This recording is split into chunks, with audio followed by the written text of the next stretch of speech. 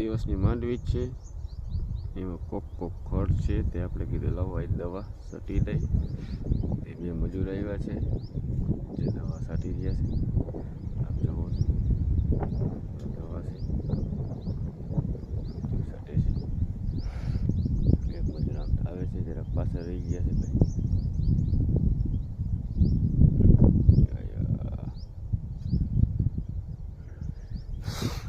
28 number Mandvi છે, 20 દિવસની માંડવી થઈ છે.